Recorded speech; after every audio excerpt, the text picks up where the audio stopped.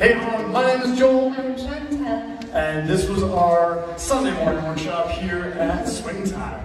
We gave you a bunch of different little pieces of vernacular jazz, things from swing history, little Lego building blocks to bring into your dance. We put them all together in an awesome little line dance to bring it. I'll give you the line dance right here. Facing away so you can practice at home. Starting weighted on our left foot, we started with 4 triples. 5, 6, here we go.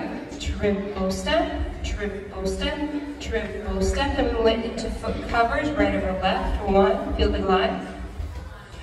5, 6, 7, we want to kick, ball, shorty, George. 2, 3, 4, we walk back, back, triple, then we have those camels. 1, 2, 3, 4, 6, triple, and then other side the same thing. 1, 2, 3, and 4, 5, 6, 7, 8, 1. Gliding, really pushing these out. 8 Kicking and all 1, insides 2, and outsides of the 3, feet. 4, 5, 6, 7, 8, forward, back, step, forward, back, step, triple step.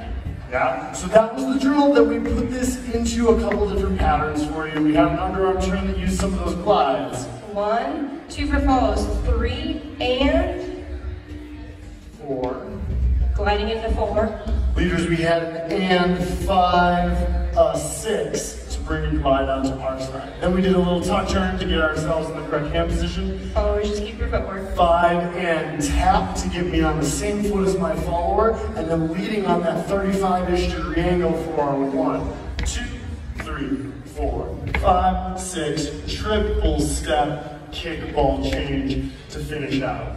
If I wanted to do some boogie walks, we're just going to throw this in here at the end. We could do a little send out roll to kick, ball, change into a whip to finish it out with some fun. Make sense? All right, go forth and conquer. Thank you. Swing time.